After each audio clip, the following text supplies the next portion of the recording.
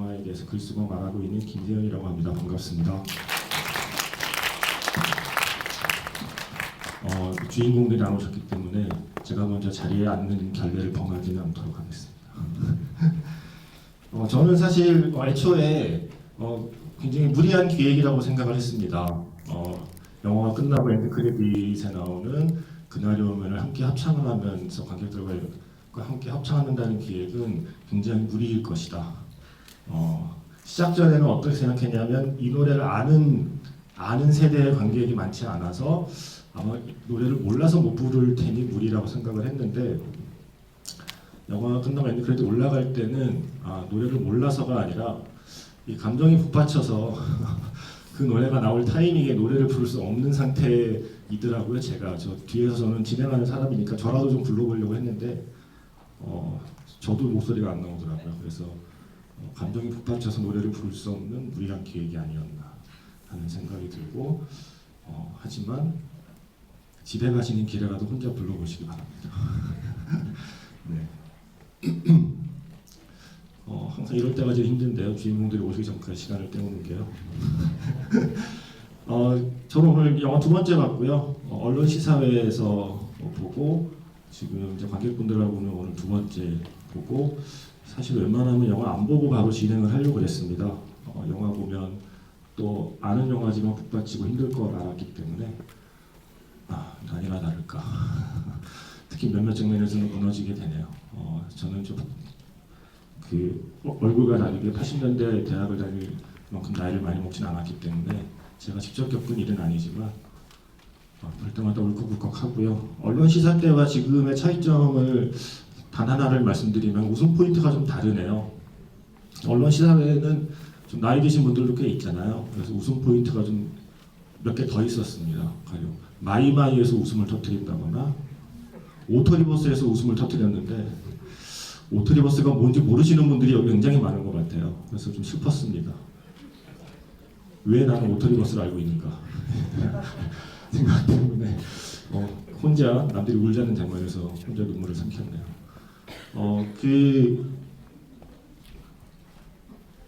아직 안 오신 거죠? 네.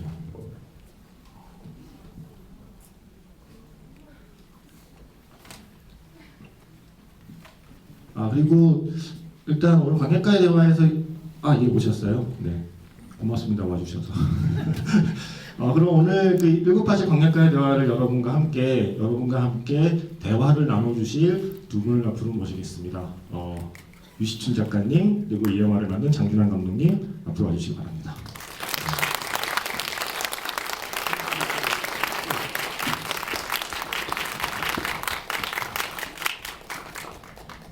네, 두 분 오시는 동안 제가 오늘 할 말은 다 했고요. 그래서 이제는 그 두 분이 다 말씀해 주시면 될 것 같습니다. 일단 오늘 많은 분들이 남아서 다 어디 신문사에서 오셨어요? 다 이렇게 사진들 열심히 찍고 계시네요. 어쨌든 이 영화가 주는 교훈 중에 하나가 기록이 진실을 증언한다잖아요. 그래서 많이 기록해 주시면 고맙겠습니다. 일단 오늘 남아주신 관객분들께 두 분이 직접 인사를 먼저 해주시고 얘기를 시작하도록 하죠. 어떻게 감독님부터 먼저 본인 소개를 직접 해주시면 되겠습니다. 1987 연출을 맡은 장준환입니다. 반갑습니다. 사실은 제가 어디 그 영화 보시고 댓글들을 읽으시다가 아마 80년대 학번이신 것 같아요. 영화 끝나고 그날이 오면이 나오는데 진짜 목청껏 한번 불러보고 싶었다. 그런 댓글을 읽고 제가 이제 홍보팀에 졸라가지고 한번 이런 거 하면 어떻겠냐라고 이제 말씀드렸던 부분이고요.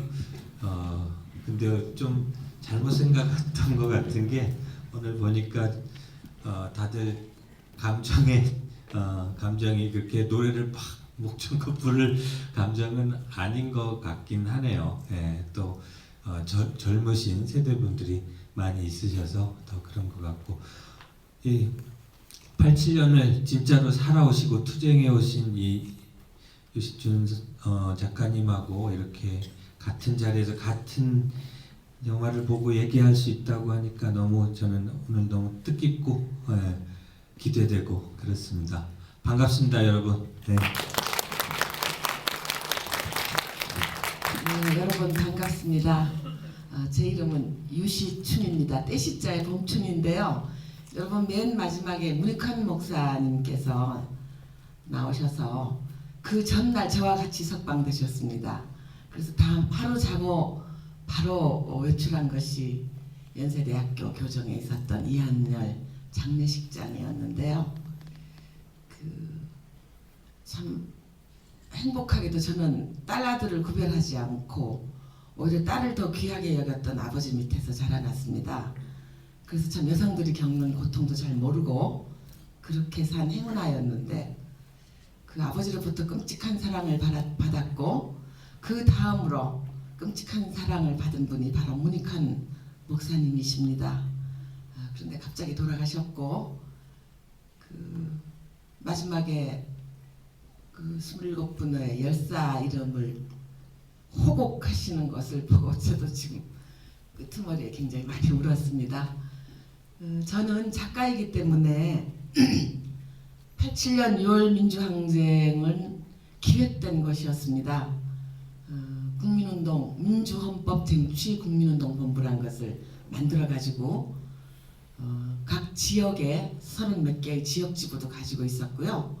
그때 지금 문재인 대통령께서 부산 지역 국본의 상임집행위원이셨고요. 저는 서울의 중앙본부의 상임집행위원이었습니다. 돌아가신 노무현 대통령님께서는 그때 부산 지역 상임집행위원장을 하셨습니다. 그러니까 어찌 보면 노무현 정부와 참여정부와 문재인 정부는 6월 민주 87년 지금 영화로 보신 87년 6월 민주항쟁의 지연된 승리의 모습으로 저는 파악하고 있습니다. 그런데 제가 작가이기 때문에 실천했던 것은 금방 지나가 버립니다. 그리고 역사가 되는 것은 기록에 의한 것만 역사가 됩니다. 기록하지 않는 역사는 신화와 전설로 빛이 발해버립니다. 그런 의미에서 제가 2007년 20주년 되던 해에 그 위에 공동대표로 계시던 분은 대부분 돌아가셨습니다. 그때 제가 제일 어린 나이로 30대 중반이었으니까 그래서 이분들이 더 돌아가시기 전에 기억에 있는 것을 기록을 해놔야 되겠구나 생각을 했고요. 그래서 책을 5권을 만들어서 내서 지금 기록에 하도 한이 맺혀서 전국의 도서관에 6월 항쟁을 기록하다라는 것을 신청하시면 책이 거기에 있습니다. 아무리 작은 도서관에도 있습니다. 2,800여 군데 도서관에 80년 5.18에서 87년 6월 민주항쟁까지의 모든 기록을 저장해 두었습니다. 그런 의미에서 기록되지 않은 팩트는 역사가 되지 못합니다. 그런 의미에서 제가 문자로 기록했던 것 이상으로 이렇게 젊은 세대들에게 더욱 많은 친화력을 갖고 있는 영상으로 기록해 주신, 그리고 그때가 박근혜 정부의 블랙리스트가 횡행할 때임에도 불구하고 그 많은 불이익을 감수하면서까지 기획하시고 제작해 주시고 그리고 이 영화에 출연해 주신 모든 예술가들께 문자로 기록한 사람의 한을 더욱더 폭발적으로 풀어주셨다는 의미에서 감독님께 대표적으로 깊이 인사 올리고 싶습니다.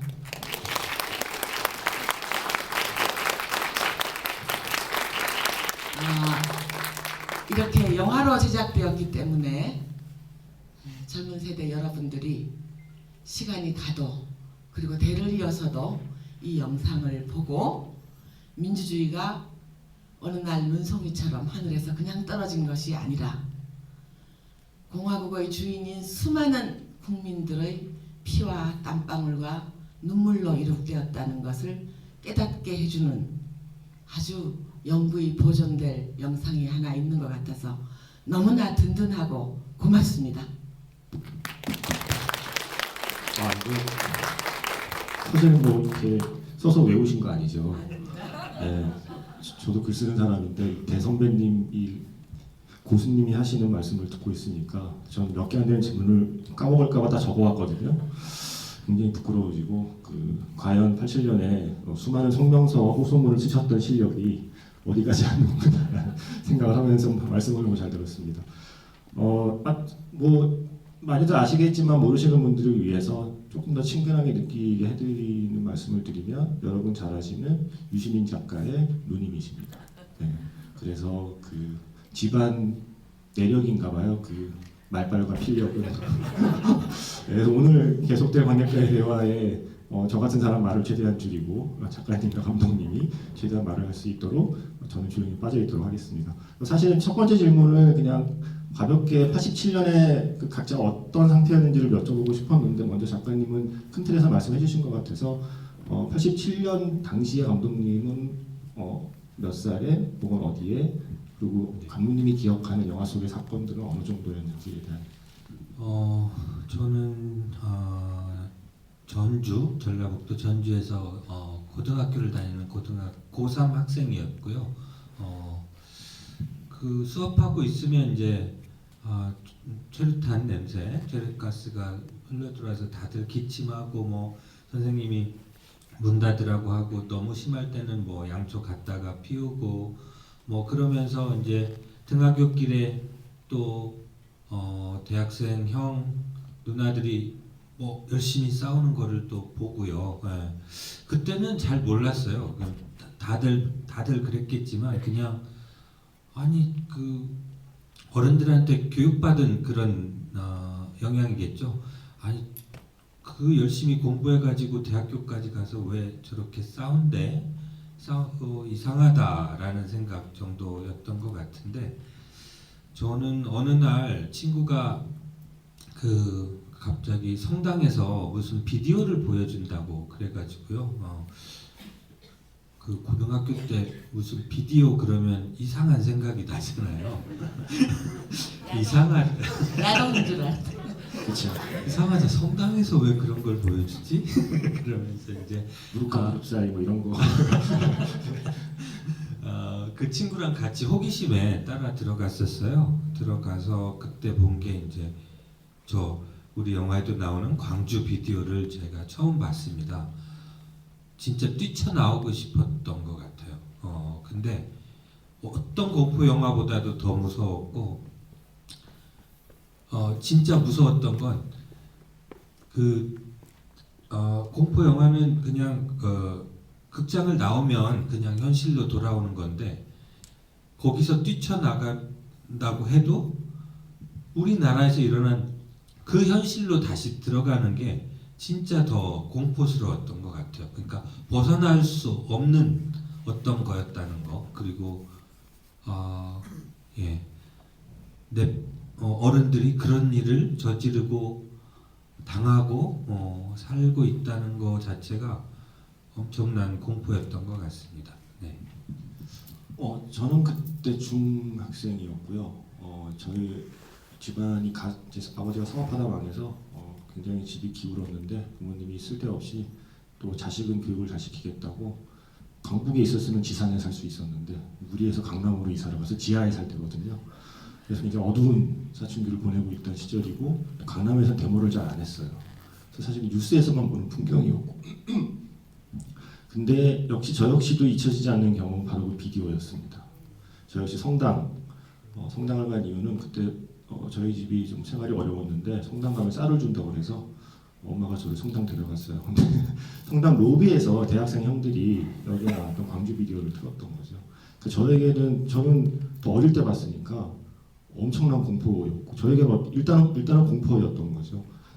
그래서 사실은 제가 그 뒤에 저는 90년대에 대학을 들어갔지만 그 뒤에 들어가서 80년대에 특히 87년 옆에 계신 작가님을 비롯한 80년대에 이 민주화 운동을 했던 분들에 대한 엄청난 존경심을 갖는 이유가 광주를 봤음에도 불구하고 그 광주에서 벌어졌던 끔찍한 참상을 봤음에도 불구하고 계속해서 거리로 나섰다는 그 사실 자체가 저에게는 사실 무한한 존경이기도 했고 사실은 궁금하기도 했고 어떻게 그럴 수 있었을까에 대한 질문이 늘 있었어요. 사실은 작가님께는 그래서 그 질문을 좀 드리고 싶습니다. 지금 여기 보니까 젊은 세대들이 대부분 계시는데요.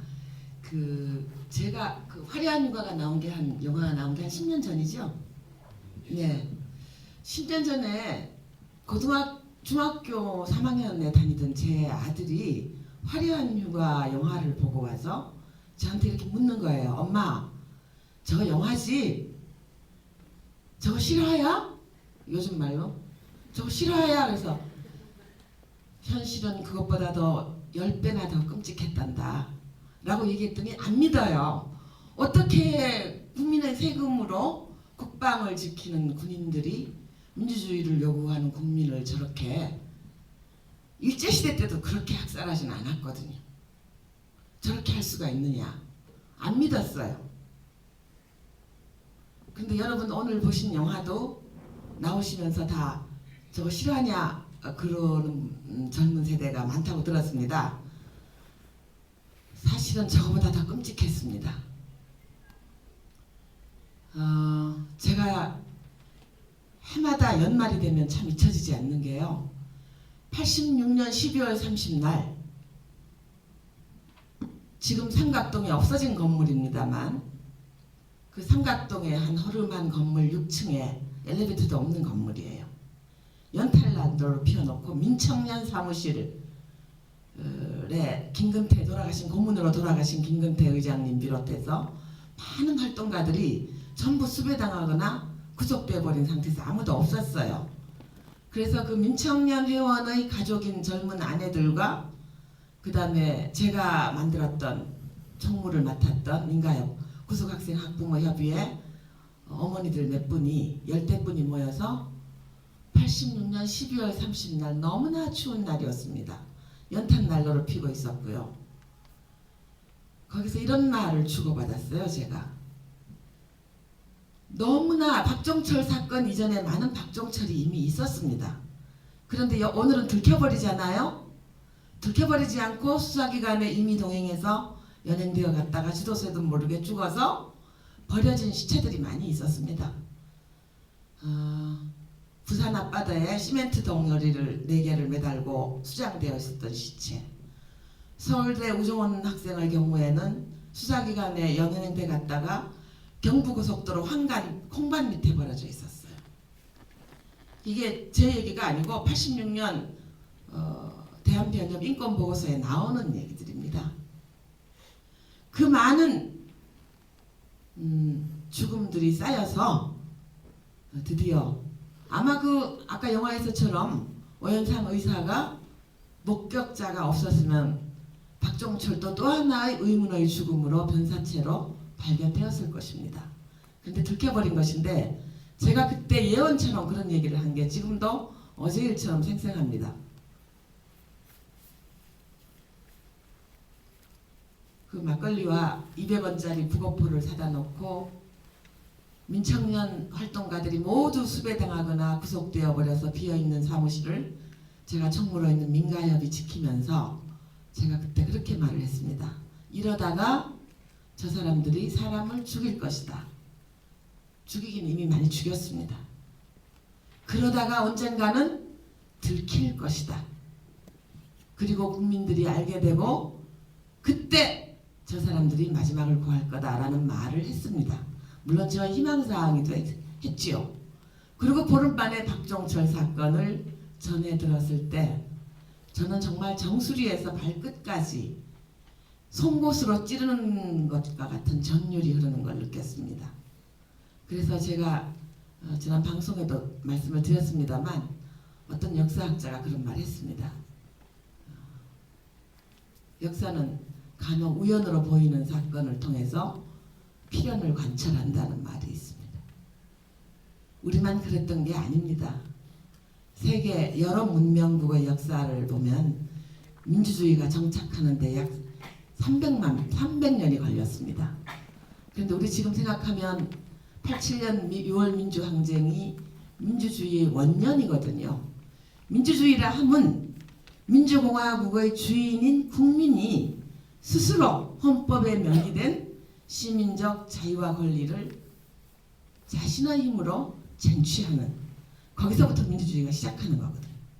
오늘 영화는 박종철 군의 6월 민주항쟁의 도화선이 된 박종철 군의 사망 사건의 고문치사 사건의 그 내막을 조금 더 현미경으로 들여다본 것입니다. 그리고 그 이전에 수많은 박종철이 있었고요. 그런데 이렇게 영상으로 제가 기록한 문자는 힘이 들지요. 아무래도 많은 시간을 할애해야 되고 봐야 되고 머리가 아파야 되고 그런데 이렇게 영상으로 해놓으니까 더 이해도 쉽고 또 전파력도 빠르고요. 또 영원히 기록될 영상이기 때문에 앞으로 우리 국민들이 또 그와 같이 모르죠. 역사는 반동의 뒷걸음질이 늘 있으니까 그랬을 때 우리 국민들에게 용기와 의분을 불러일으켜 주는 예술이 가진 그런 어떤 사회적 기능을 너무나 훌륭하게 수행한 영화라고 저는 시사회 때 보고 굉장히 감동을 받았습니다. 작가님이 말씀하신 것처럼 이 정도의 무게와 의미를 갖고 있는 사건과 시대를 영화로 만들어야 했습니다. 감독님이. 그래서 당연히 엄청나게 부담을 가지셨을 것이고 그리고 사실은 이 거대한 물줄기의 사건을 2시간 안팎의 시간 안에 압축하는 것 자체도 고민이었을 것 같고요.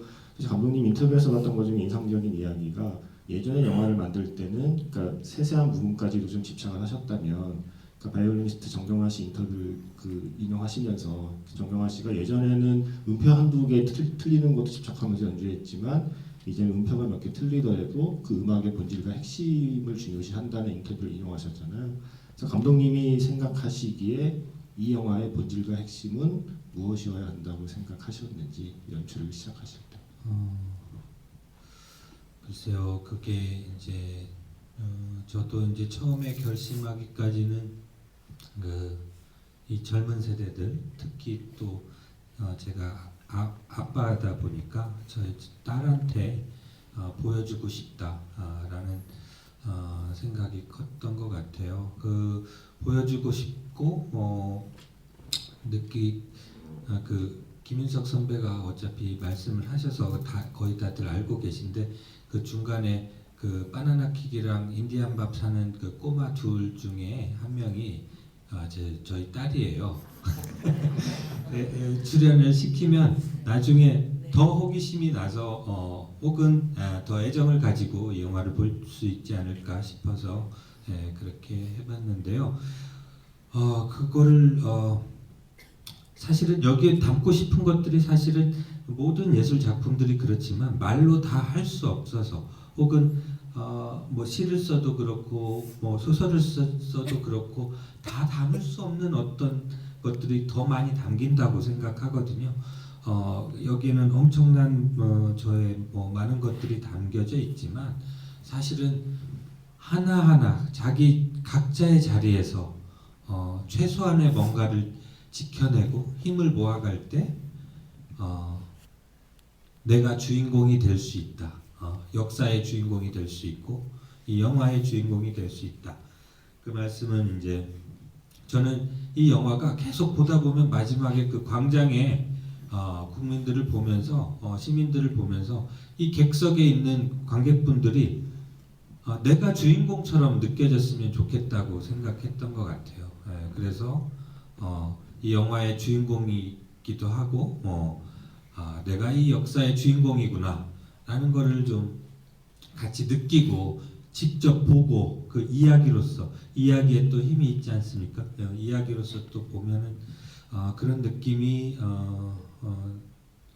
더 강하게 나지 않을까 싶었던 거고 그래서 언제나 좀 든든하게 생각하시고 우리 민주주의가 지금 아까 말씀하신 것처럼 유 작가님 말씀하신 것처럼 87년에 첫 아기가 첫 발을 딱 걸음마를 딛고 위태위태 지금 한번 넘어지기도 하고 그러면서 위태위태 가는데 그 완전히 넘어지게 놔두지는 않는다는 거죠. 누군가 그게 우리 자신 국민들이라는 거. 그런 묘한 어떤 연결고리 뭐랄까 인셉션 같은 내외가 서로 통하는 그런 영화였으면 좋겠다 그렇게 생각한 것 같아요. 너무 거창하게 어렵게 얘기했나요? 아무튼 감독님 그 말씀에 하나 보태자면 아까 이제 우리 진행자께서 그 광주항쟁 비디오를 보고 저렇게 잔혹하고 잔인한 집단인데 무섭지 않았느냐, 제가 제일 많이 듣는 질문인데요. 왜 무섭지 않았겠습니까? 그 러시아 혁명에서 여성들, 특히 어머니들이 한 역할, 그 영화 유명한 소설 막심 고리키의 어머니라는 소설이 있습니다. 거기에 보면 이런 표현이 있어요. 세상의 부조리와 불의, 모순, 폭력 이런 것을 고치려는, 개선 광정하려는 그 노력들이 때로는 맨발로 깨진 유리가 흩어져 있는 바닥을 밟고 가는 그런 고통에 비교를 한 적이 있습니다. 뭐 85년 6년 그 전두환 북압 정치가 가장 극에 달했을 때 김근태 민청년 의장 고문 사건이 잘 말해주는 것처럼요. 그 당시 활동가들은 목숨을 걸지 않으면은, 그런 각오를 적어도 가지고 있지 않으면 참 힘들었죠. 그러나 저는 그때 무엇을 봤냐면 그 어떠한 폭력과 압제와 굴레 아래서도 하늘이 인간 양심에게 준 그 기능, 양심과 정의를 갈구하고 열망하는 인간의 본성은 그 어떠한 잔혹한 압제와 침탈 아래서도 결코 절멸, 완전히 끊어지지 않는다는 거예요. 이것이 하늘이 우리에게 주신 것이 아닐까, 그런 생각을 자주 했었고요. 그 뒤에 우리 6월 항쟁이 성공하고 난 다음에 짧았던 승려의 기억입니다만 어쨌든 국민들이 참정권을 국민 손으로 찾았으니까요. 그때를 보면 그 이런 또한 사회학자의 산술적인 수치가 떠올랐어요.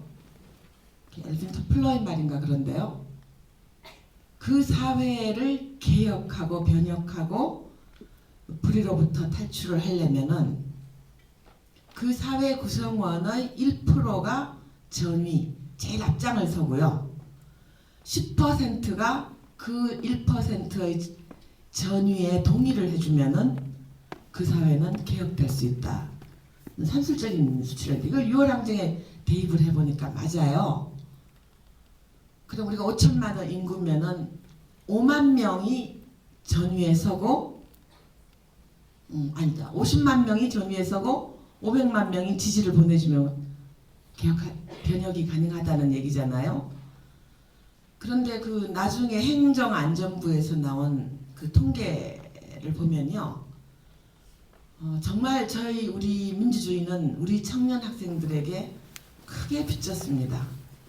정의를 생각하는 뜨거운 가슴을 가지고 있을 때니까요. 그래서 우리 청년 학생, 그러니까 그때 37개 도시에서 20일간 37개 도시에서 500여만 명이 직선제 개헌 정치를 얘기하고 떨쳐 일어났습니다. 넥타이 부대까지 앞에서. 37개 도시의 공통점, 아무리 작아도 대학이 있는 도시입니다. 그러니까 대학생들이, 젊은이들이 전위에 섰고 그 뒤에 넥타이 부대나 엄마들이나 아까 숨겨줬던 그 시장통 아주머니들 같은 분이 지지해 준 것이죠. 그렇게 대입을 하니까 6월 항쟁이 그 통계가 맞는 것 같고요. 그리고 누가 뭐래도 저는 6월 항쟁과 지난번 촛불이 대한민국의 민주주의 청사에 길이 빛날 기념비적인 사건이를 믿어 싶지 않는 거거든요. 그 누구도 도와주지 않았습니다. 국민들 스스로 자주적으로 해낸 일입니다.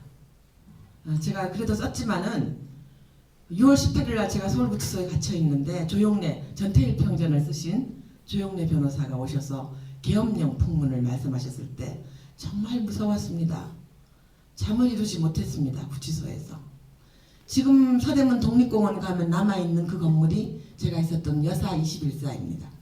다 헐고 지금 그 한 동이 남아있는데, 이러다가 아이들을 유치원 다니는 남매가 있었는데요. 아이들을 못 보는 것이 아닌가 하는 너무나 공포가 밀려왔고요. 그래서 그 나중에 이제 제가 글을 쓰다가 연구를 하다 보니까 그 6월 18일과 6월 29일 사이에 그 한 열흘 동안에 미국의 아태 소위원장 스티븐 솔라즈, 게스턴 시거 이렇게 미국의 국무부에서 아태 담당을 하고 있는 관리들이 굉장히 자주 출몰을 합니다. 출입국 기록에 있어요. 그러니까 미국이 모종의 역할을 한 것은 사실, 왜냐하면 88년도에 올림픽을 성공적으로 개최를 해야 되기 때문에 뭐 미국이 그 계엄령을 선포 못하도록 모종 역할을 한 건 틀림없습니다. 왜냐하면 나중 미 하원 청문회에 보니까 게스턴 시거를 비롯한 아태 담당 관리들이 나와서 한국의 6.29 선언은 미국의 평화 외교의 결과물이다. 굉장히 자랑스럽게 얘기를 합니다. 물론 그들이 역할은 했겠지만 전두환이 과연 그들의 말을 솔깃해서 순종하느라고 그랬을까요? 저는 아니라고 봅니다. 그때 이미 37개 도시에서 우리 국민 500여만 명이 보여준 물리적 힘이 전두환이 쓸 수 있는 모든 군대와 경찰력의 힘보다 높았던 것이기 때문에 계엄령 선포를 못한 것이지요. 그런 의미에서 6월 민주항쟁은 아무리 강조해도 지나침이 없는, 우리 국민 스스로 자주적으로 우리 헌법의 정신을 실천했다는 점에서 우리 민주주의 원년이고, 또 이런 아직은 좀 30년밖에 안 됐기 때문에 좀 이르거든요. 영상화하기에는. 토지의 작가 박경리 선생님께서 하신 명언 가운데 역사 소설이 모두에게 공감을 얻고 성공하기 위해서는 그 관련된 분들이 모두 물리적 생명이 다한 다음에 역사의 지평으로 떠오를 때 그때 가능하다고 얘기를 하셨거든요. 이제 그런 의미에서 보면 이 영화는 조금 잃는 감은 있어요. 그리고 저는 참 너무 궁금한 게요. 아까 그 박처원 대공수사처 치안감, 강민창 치안본부장, 이 두 분이 이제 구속이 됐어요. 지금 살아 계실 텐데요. 돌아가셨다는 얘기 못 들었거든요. 어디에 계시는지 너무 궁금합니다. 좀 추적해서. 근데 그분들도 분단 독재가 낳은 괴물인데요. 소편 나오나요? 그래서 이 30년밖에 안 된 이 사건을 영화화하기에는 아직 이게 역사가 안 됐습니다. 그 관련 당사자들이 다 생존해 있고요. 그 공정하고 냉정하고 그 먼 거리에서 바라볼 수 있는, 전체를 다 볼 수 있는 그런 시점은 좀 이르다고 생각이 듭니다.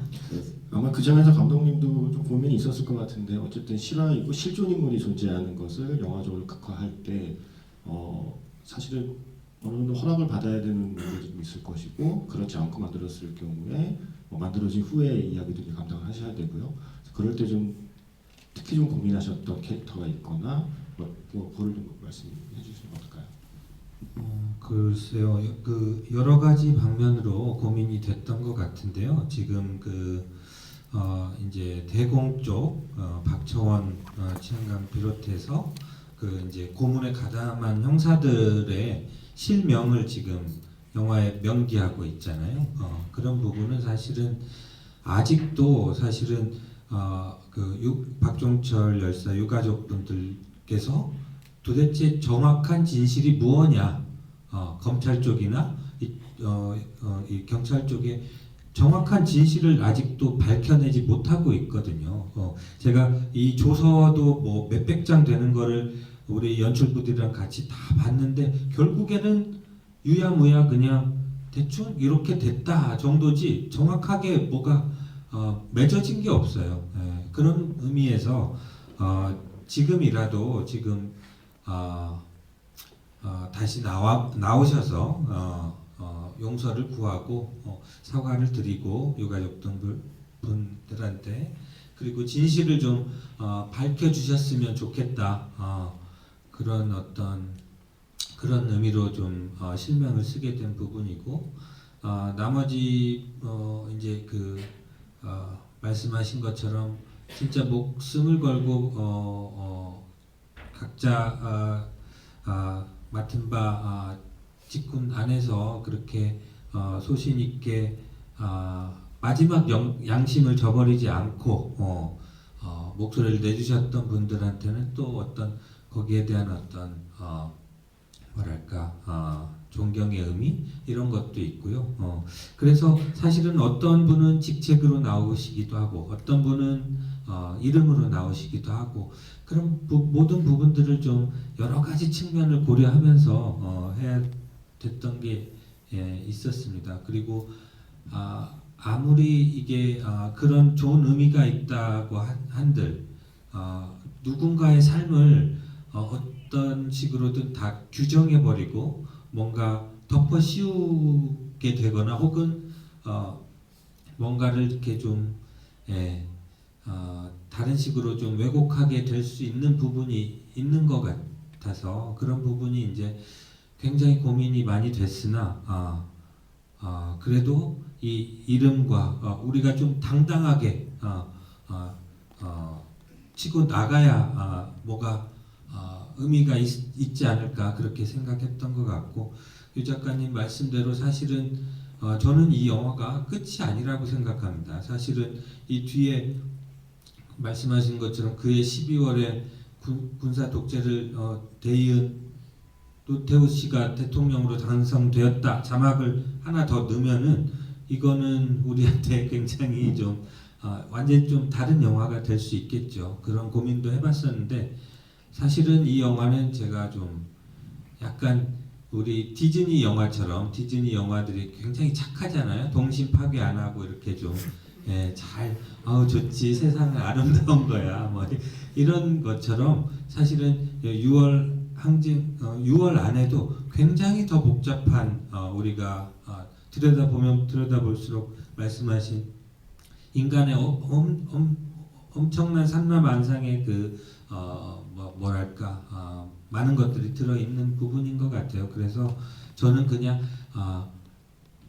제가 생각하는 어떤 진실에 크게 왜곡되지 않는 선에서 최대한 힘있게 좀 나가야 되겠다 생각했고 이게 끝이 아니고 여기서부터 우리가 그렇게 광장에서 외쳤던 그 많은 젊은이들이 저기 있었을 텐데 지금은 좋은 아파트 평수 넓은 아파트 새 아파트 살려고 그렇게 우리를 왜 누군가가 뭐가 그렇게 우리를 몰아가고 있는지까지 한번 같이 고민해 볼 수 있고 좀 더 확장될 수 있었으면 좋겠다 그런 생각을 더불어 해봅니다.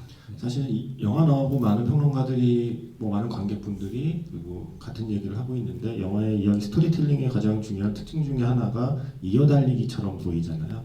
어떤 한 인물이 가령 하정우 씨가 연기한 검사가 끝까지 영화에 등장하는 것이 아니라 앞부분에 자기의 역할을 수행하고 빠지면 그 다음 인물이 등장해서 그 사람이 하지 못한 다음 역할을 하고 또 빠지고 마치 바통을 넘겨서 릴레이를 하듯이 박통틀에서 이한열로 이어지는 시기 동안의 사건을 묘사하고 있거든요.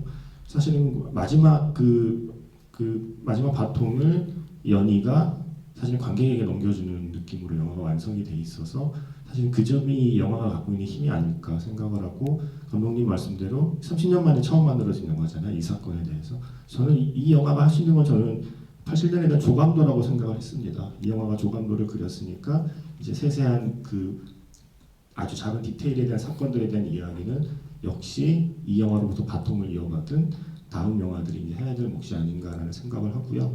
아까 말씀하신 그 실존 인물들을 갖고 만든 캐릭터들 틈에서 사실은 거의 유일한 그 창작 캐릭터가 존재하잖아요. 그래서 연이라는 캐릭터가 이제 등장을 하는데 이 질문을 이제 작가님께 드리고 싶어요. 그래서 영화에서 물론 그 중에는 물론 실제로 이제 아시는 분을 모델로 만든 인물들도 등장하겠지만 연이라는 캐릭터를 어쨌든 그 시대에 활동했던 여성 활동가로서도 같은 질문이고요.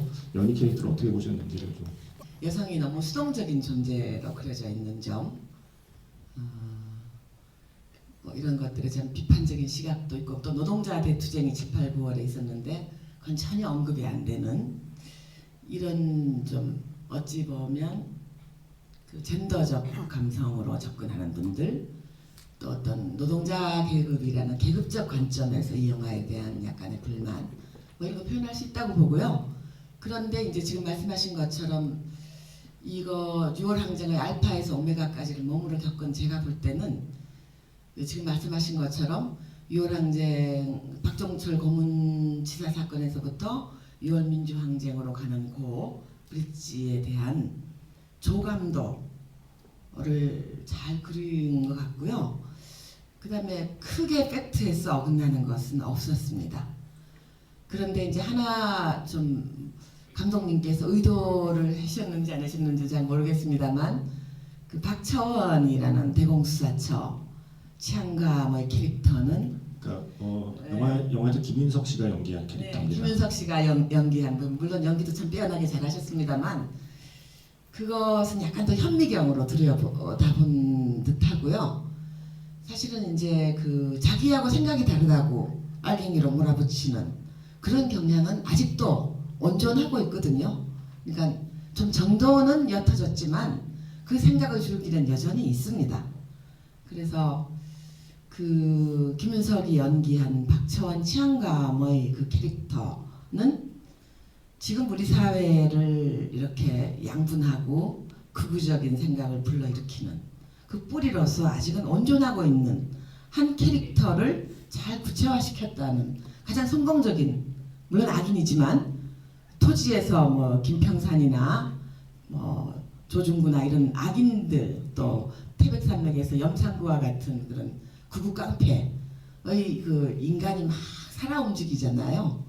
이게 소설도 영화도 결국은 인간에 대한 연구인데 이제 그런 점에서 그 우리 사회를 아직도 이렇게 힘들게 하고 병들게 하고 생각 다르다고 빨갱이로 몰아붙이는 이런 한 인물의 전형을 현미경으로 잘 들여다봤다는 매우 성공적인 캐릭터의 완성이라는 생각이 들었고요. 또 하나 약간의 과장이 있는 것은 그 박정철 군 49제 날 부산에 있는 범어사에서 사구제를 지냈거든요. 그때 어머니가 종치면서 울부짖는 사진이 유명하죠, 아주.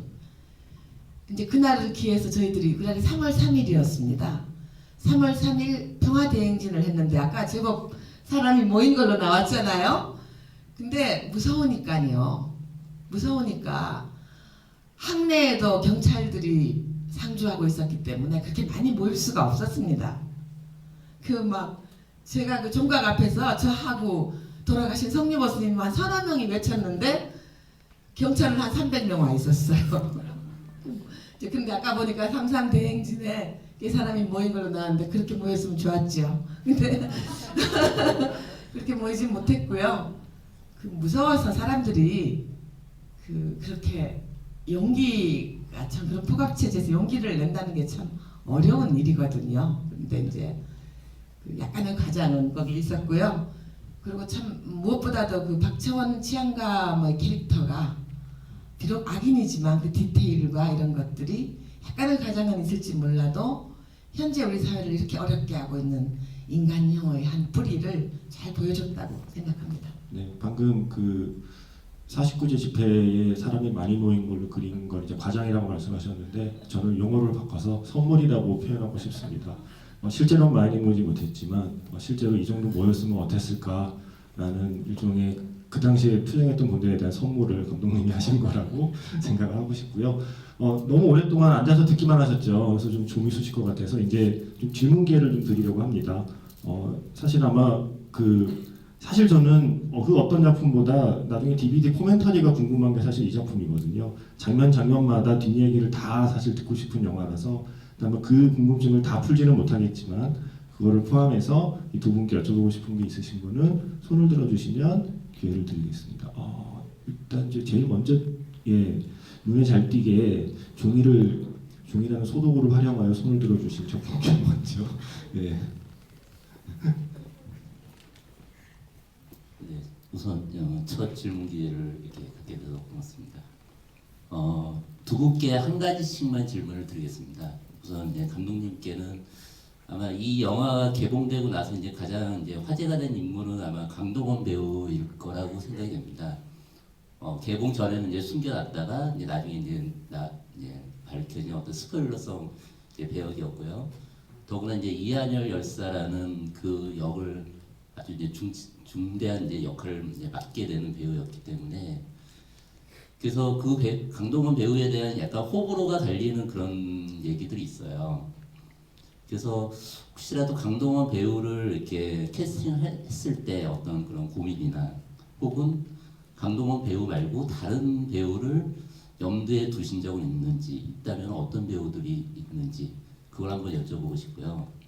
그 유시춘 작가님께 질문 드리고 싶은 건 이제 뉴스공장에서 얼마 전에 나온 인터뷰를 잘 들었습니다. 오늘 이렇게 뵈니까 유시민 작가님 모습이 약간 보이는 것 같습니다. 예.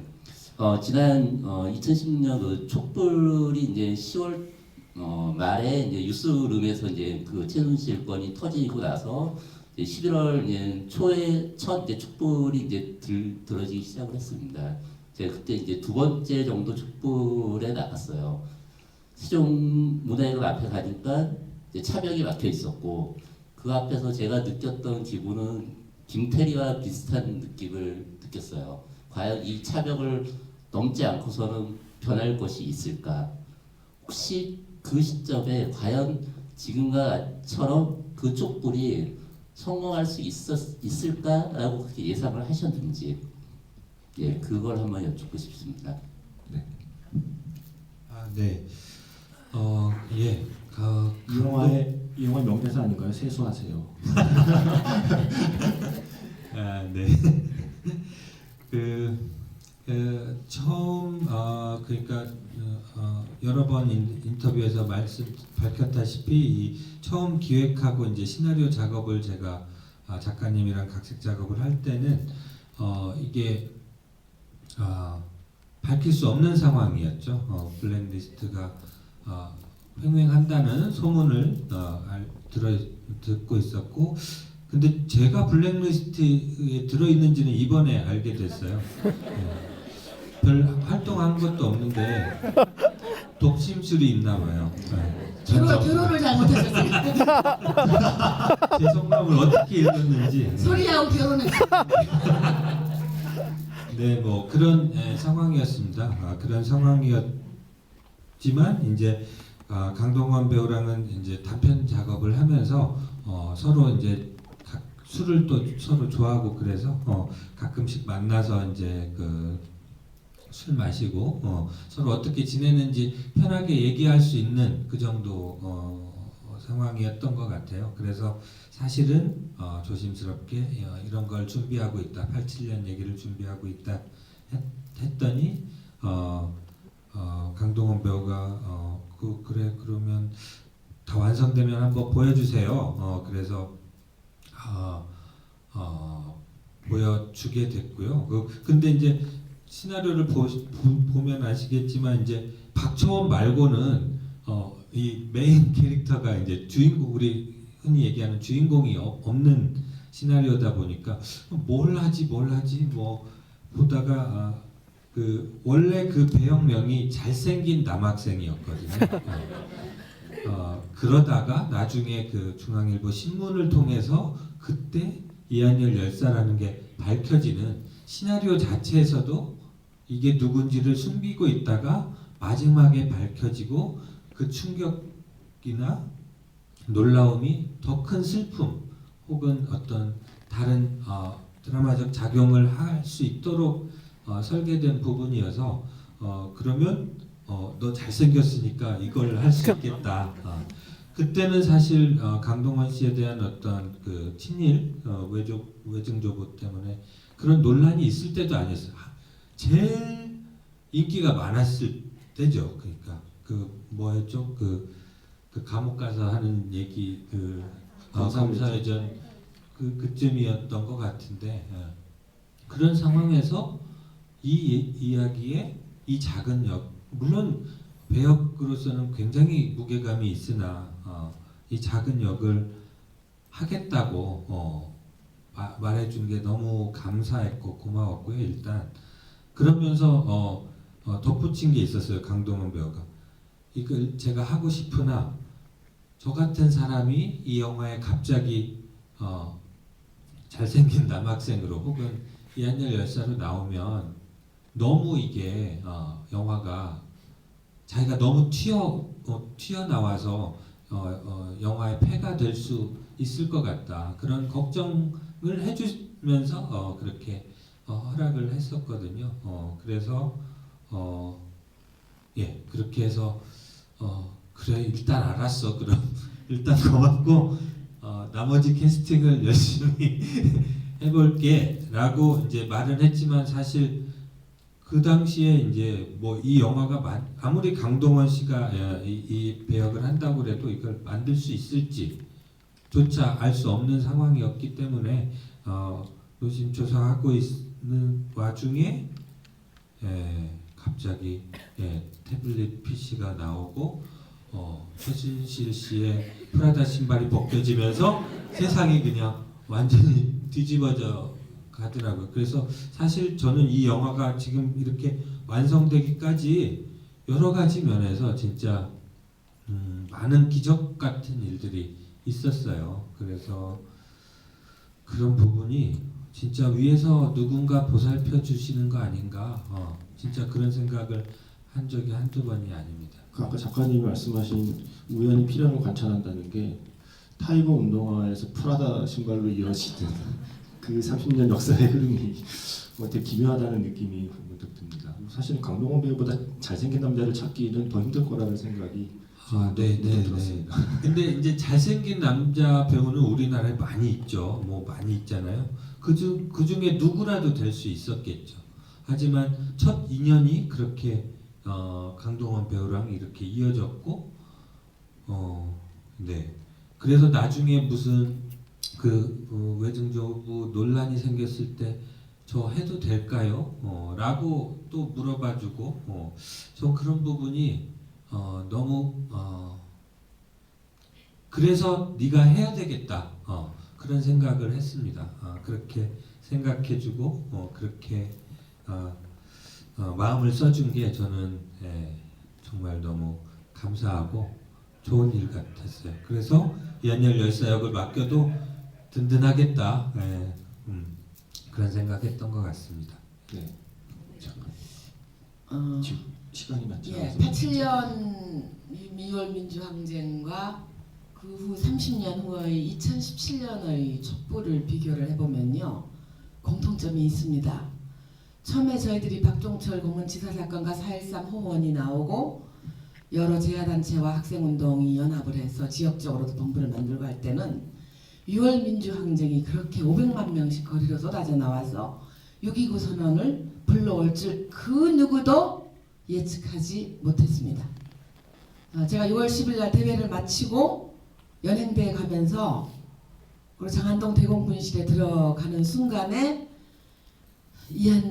박종철을 만났습니다. 제가 잠시 수사를 받았던 아까 그 신길산업이라고 나오고 그러는데 다 그 위장된 무슨 공사 무슨 산업 이렇게 위장되어 있는 그 경찰이나 수사기관의 그 수사처입니다. 안가지요 일종의. 그 장안동 대공분실을 들어가 봤더니 나중에 보니까 박종철이 숨진 남영동 치안본부 대공분실 505호와 똑같았습니다. 들어가면 양쪽이 하얀 벽이고 가운데 욕조가 있고요. 옆에 침대가 있고 그다음 거기 뭐 이렇게 막대기나 이런 거 있습니다. 같은 업자가 지은 것 같아요. 벽돌 색깔도 똑같아요. 그런데 87년 6월 민주항쟁도 우리가 징역 되게 많이 살겠다 이 정도 각오를 했고요. 그 다음에 30년이 지난 다음에 17년의 촛불이 한 5회째부터 사람들이 많이 모여들기 시작했거든요. 처음에는 그냥 시민사회단체의 파견된 한 7, 80명이 모여서 참을 수가 없으니까요. 이 정치적 무능과 부패를. 그래서 시작한 것인데 아마 그들도 30년 전 우리들처럼 제 아들 세대들입니다만 그렇게 탄핵으로까지 가고 503호 박근혜 수인이 생길 줄 그 누구도 예측 못했으리라고 봅니다. 역사의 신이 하는 일 같고요. 그래서 많은 사람들이 꿈을 꾸면 그 꿈이 현실이 되잖아요. 이제 그런 점에서 87년, 30년 전 이 영화나 작년의 겨울의 촛불이나 저는 비슷했다고 생각을 하고요. 더욱 묘한 것은 제가 20몇 번째 집회에서 어찌어찌 하다가 지금의 헌재 앞까지 같이 가게 됐어요. 그 행렬이. 제가 국가인권위 상임위원을 했습니다. 김대중 정부 때요. 저 인권운동에 저기를 인정을 받아서 했는데 그 헌법재판소가 여러 그 문명국에 있는 국가기구인데요. 그것이 하는 일은 오로지 하나입니다. 헌법이 천명해 놓은 국가의 주인으로서의 국민이 마땅히 누려야 될 시민적 정치적 권리를 혹시 국가 권력이 억압하고 있지 않은가. 누가 진정을 하면 억압하면 이건 위헌 판결을 내리는 겁니다. 그런데 그 헌법재판소는 87년 6월 항쟁의 전리품으로 만들어진 국가기구입니다. 87년 6월 민주항쟁의 승리로 인해서 만들어진 국가기구가 30년 뒤에 대통령 박근혜를 파면하기에 이르릅니다. 여러분, 촛불이 없었더라면 헌재가 그렇게 전원일치로 파면할 리도 없고요. 503호 박근혜가 있지도 않습니다. 이런 점에서 이번 2017년의 대한민국의 촛불은 그 뿌리가 30년 전 오늘의 영화에 있으되 그보다 훨씬 더 진화 발전함으로 인해서 민주주의의 뿌리가 더 공고해진, 세계 역사에 유례가 없는, 그것도 피 한 방울 흘리지 않는 평화적인 방법을 일으켰다는 점에서 저는 여러분, 앉아 계신 여러분 모두에게 이 찬사를 바치고 싶습니다. 지금 치는 박수는 여러분께 친 박수입니다. 네. 시간 관계상 질문은 2개 말고 하나씩만 짧게 해주시면 고맙겠습니다. 네, 가운데요. 예. 거기 마이크 가고 있습니다. 네. 영화 보면서 재밌게 잘 보고 그때 시대의 그런 국민들의 의지도 잘 전해줘서 이런 영화 만들어주셔서 감사하고 또 이렇게 궁금한 게 뭐였냐면 어떻게 1987 영화를 만들게 된 그 작은 시발점 계기가 뭐였는지 감독님께 묻고 싶어요. 저는 사실은 제가 기획하고 기획을 한 건 아니었어요. 저는 재작년 겨울에 12월 달에 시나리오를 한 3구 정도 쓴 시나리오를 받았었던 거고요. 그걸 가지고 고민을 했고 어떤 고민이었냐면 말씀드린 것처럼 너무나 말씀하신 것처럼 우리나라의 민주주의에 아주 어떤 큰 초석인데 국민이 자각을 가지고 독재 권력으로부터 대통령 직선제를 쟁취해낸 그런 원년인데 이 이야기 반드시 해야 될 것 같고 했으면 좋겠으나 이걸 만들 수 있을까 그런 고민을 잠시 하다가 우리 아이를 생각하고 여러 가지 제 마음의 어떤 진빛, 죄책감 뭐 이런 것들이 섞이면서 내가 이 이야기를 해봐야 되겠다. 뭐 저는 목숨까지는 안 걸었겠죠. 목숨까지는 안 걸었으나 이제 뭐 그것도 엄청난 죄라고 생각하지만 그 블랙리스트 뭐 이런 영혼의 줄을 끊는 이런 엄청난 뭔가를 감수하고 저는 그 말이 되게 좋았던 것 같아요. 그 이한열 열사가 말씀하시는 나도 그 가족들 생각하면 이러고 싶지 않은데 마음이 너무 아파서 가만히 있을 수가 없다. 아마 87년에 우리 선배님들도 아마 다 그런 마음으로 거리에 나오셔서 지금 촛불하고 뭐 비교하는 건 아니지만 진짜 다 목숨을 걸고 싸우셨던 거고 이한열 열사가 나올 수밖에 없는 상황이었어. 엄청난 제가 89학번인데 89학번 이후로도 과잉 진압 그리고 직격탄 이런 것들 다 있었거든요. 그거 그 직격탄이라는 게 원래 최루탄을 SY-44를 45도 이상 올려야 쏠 수 있는 건데 그걸 약간 편법을 써서 그냥 사람한테 직접 대고 쏘는 겁니다. 잘 해산이 안 될 때는 누구든 죽을 수 있는 상황이었죠. 하필이면 이한열 열사께서 이렇게 돌아가신 거고요. 제가 무슨 얘기를 하다가 아무튼 그 계기는 아마 제가 고3 때 87년에 성당에서 본 그 광주 비디오가 제 마음속에 그 싹이 자라서 저를 좋은 의미로 올가맨 거 아닌가 그렇게 생각하고 있습니다. 이 영화의 시나리오를 처음 쓰신 분은 김경찬 작가고요. 그분이 쓰신 작품은 카트라는 작품이 있습니다. 제가 그분께 직접 물어보진 않았지만 아마 그분이 작품을 쓰신 마음이 좀 우리 모두의 마음과 비슷할 것 같습니다. 뭐냐면 영화 끝에 그날이 오면이라는 노래를 부르잖아요. 그날 같은 걸 오지 않는다고 했던 그 시대에 그날이 오게 하기 위해서 가장 열심히 싸웠지만 그렇게 해서 나중에 온 그날을 만끽하지 못한 그 사람들에 대한 미안함을 우리 모두 갖고 있기 때문에 누군가는 시나리오를 쓰고 누군가는 영화를 만들고 누군가는 영화를 보고 있다고 생각을 합니다. 질문 또 시간 관계상 많이는 못 드리는데 저는 책임을 못 지겠고요. 유시친 작가님이 한 분을 골라주시죠. 네, 저는 그 질문에 못 골라진 사람의 원망을 듣고 싶지 않습니다. 네, 작가님께 떠넘기겠습니다.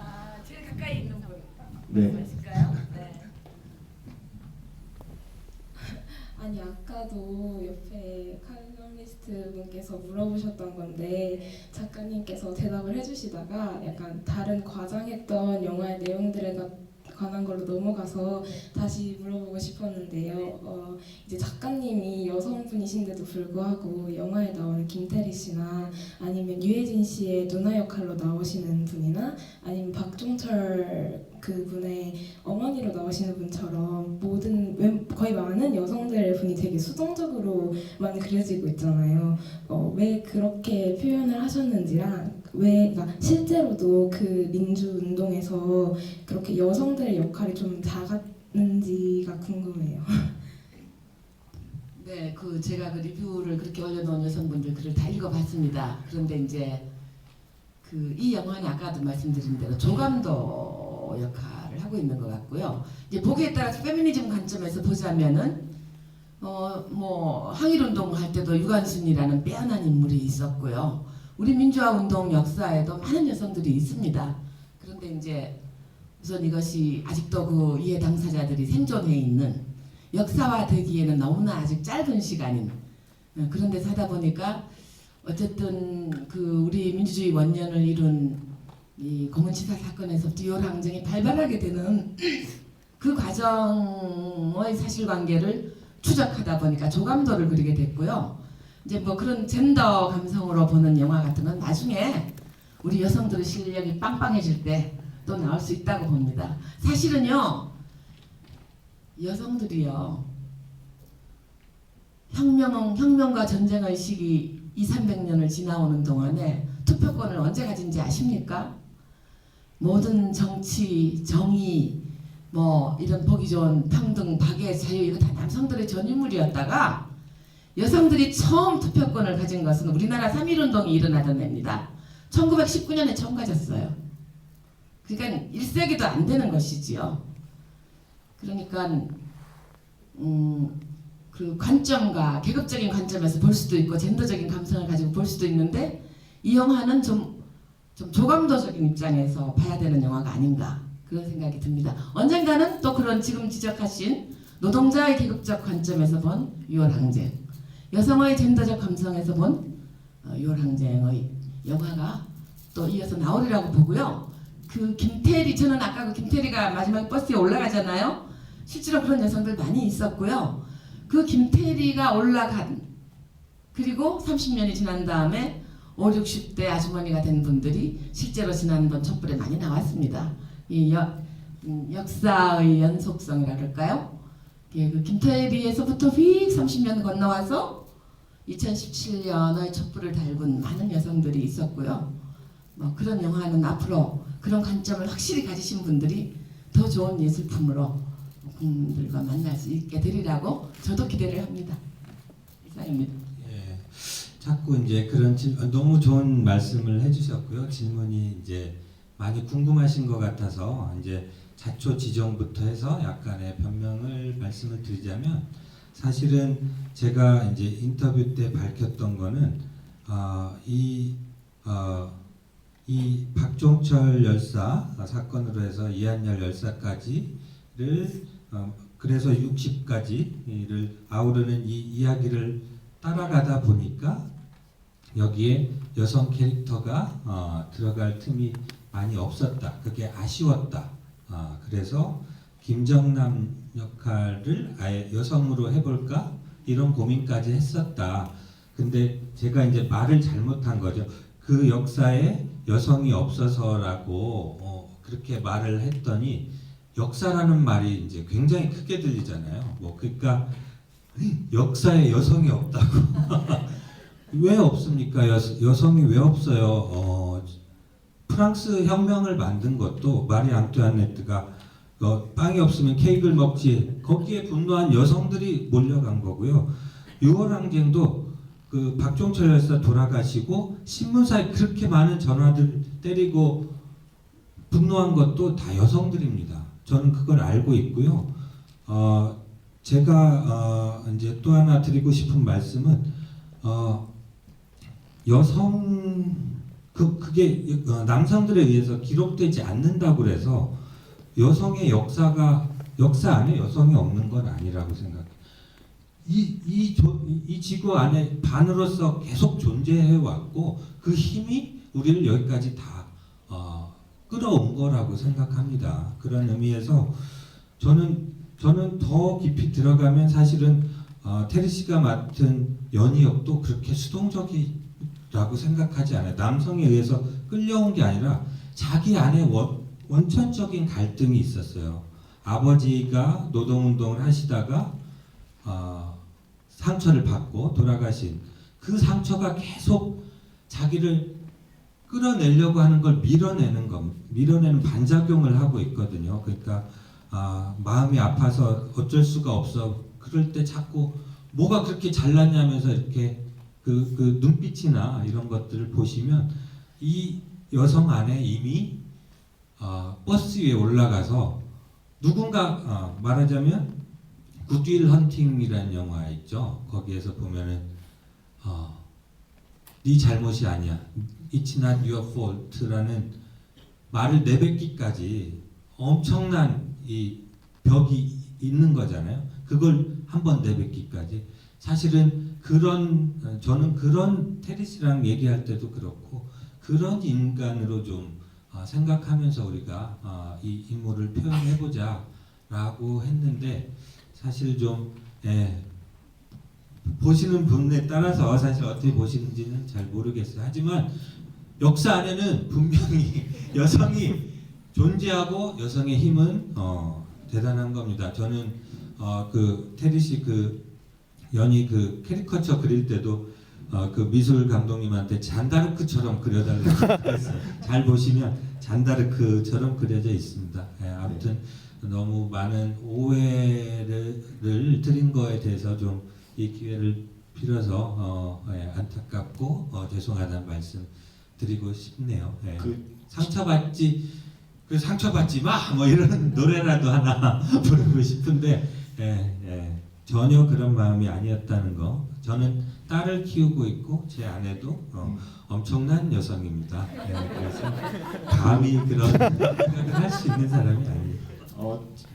저는 어쨌든 뭐 진행자 이제 관객 한 사람으로서 제가 영화를 볼 때 뭘 생각을 하냐면 특히 이런 실존 인물과 실화를 다룬 영화를 볼 때는 영화 속의 인물이 실제 누구를 갖다 쓴 거지? 라고 1대1 대입하는 식으로 영화를 보면 제가 그 영화를 이해하는 폭이 좁아진다고 스스로 생각을 합니다.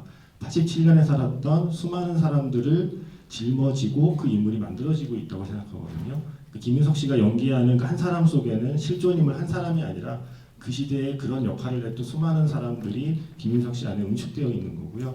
연이라는 캐릭터 역시 실제 그냥 존재했던 여대생 한 명이 아니라 그 시기에 머뭇머뭇하고 겁먹고 그날은 오지 않을 거라고 생각했던 수많은 사람들이 성장하고 나중에 그 대열에 동참하는 그 모든 사람을 짊어진 응축된 캐릭터라고 생각하거든요. 그래서 그걸 1대1로 이렇게 대입하는 것보다는 그런 캐릭터로 이해를 하고 보면 영화 뒤에 우리가 더 하나하나 알아갈 역사적 사실이 더 많이 주어지는 게 아닌가, 개인적으로는 그렇게 생각합니다. 연희가 자꾸 실존 인물이 아니다, 유일한 창작 캐릭터다 그러는데 저는 실존 인물이라고 생각합니다. 수많은 연희가 있었어요. 엄청난 많은 연희가 있었던 거고 역사가 그 보통 사람들을 기록하고 있지 않았을 뿐이지 역사를 만들고 바꿔온 거는 그 보통 사람들이라는 걸 여러분들이 2016년, 17년에도 다 같이 만들어내셨던 거라고 생각합니다. 네. 저희 시간 끝났죠. 예, 이거 질문 제가 이래서 마지막 그 질문자 고르는 책임을 작가님께 떠넘긴 겁니다. 네, 저는 책임이 없습니다. 그래서 기회를 얻지 무타신 분들께는 죄송하다는 말씀을 드리고요. 어쨌든 긴 시간 이렇게 들어주신 분들께 마지막으로 두 분이 간단하게 소감을 말씀해 주시면. 여러분 한 10여 년 전에 쉰들러 리스트라는 영화가 있었습니다. 그 스티븐 스필버그 감독이 흑백으로 만든 3시간짜리 영화인데 홀로코스트 얘기입니다. 유대인 홀로코스트 얘기인데 진지하고 무겁고 그런 영화죠. 재미 별로 없습니다. 그런데 그 영화를 독일에서는요 초, 중, 고 학생들에게 단체 관람시켰습니다. 자신들의 치부예요. 자신들의 잔인하고 부끄러운 역사를 폭로한 영화인데도 독일에서는 다시는 그러한 파시스트의 덫에 국가가 빠져서는 안 된다는 그런 인식하에 초, 중, 고 학생들에게 단체 관람을 의무적으로 시킨 나라가 훌륭한 독일이라는 나라입니다. 저는 그래서 이 영화도 저희들이 학교 다닐 때는 단체 관람이 있었는데요. 여러분들 좀 가셔서 초, 중, 고, 초등학생이 봐도 무방하잖아요. 초, 중, 고 학생들에게 단체 관람 좀 시키는 운동 벌여줬으면 좋겠습니다. 그래야 우리가 다시는 이런 군사 독재의 덫에 빠지지 않습니다. 이상입니다. 끝으로 제가 한마디 드리고 싶은 말씀은 제가 좋아하는 말 중에 되게 있어 보이네요. 발터 베냐민이라는 사람이 했던 말 중에 발터 베냐민이 했던 말 중에 밤중에 홀로 길을 걸을 때 힘이 되는 건 다리도 날개도 아닌 친구의 발소리다라는 말을 굉장히 좋아합니다. 그러니까 나에게 튼튼한 다리가 있고 날개가 있다면 그 밤길을 혼자 빨리 갈 수도 있겠지만 사실 그 밤길을 나 혼자 걷는 건 아니라는 그 친구의 발소리가 사실은 가장 큰 힘이 된다는 그 말을 좋아하거든요.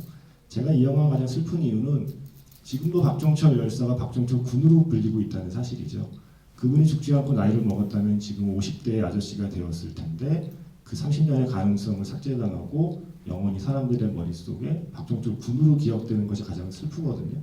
어쩌면 이렇게 영원히 22살의 젊음으로 군이라는 호칭을 달고 그렇게 외롭게 버려져 있던 박종철 그분에게 많은 관객들의 이 앉아있는 여러분들이 그 밤길을 걸어가는 박종철 군에게 위로가 되는 발소리가 되는 게 아닐까라는 생각을 하면서 오늘 진행을 했고 마지막까지 들어주셔서 진심으로 감사드립니다.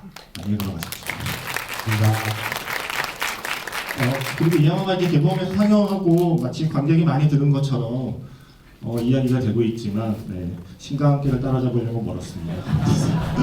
그래서 혹시 이 영화에 대한 이야기들을 스포일러는 자제하시고 오늘에 대한 영화에 대한 감상들을 주변에 많이 알려주시면 고맙겠습니다. 단체 관람 추진에 대해서는 이 영화 홍보사나 제작사에 문의해 주시고요.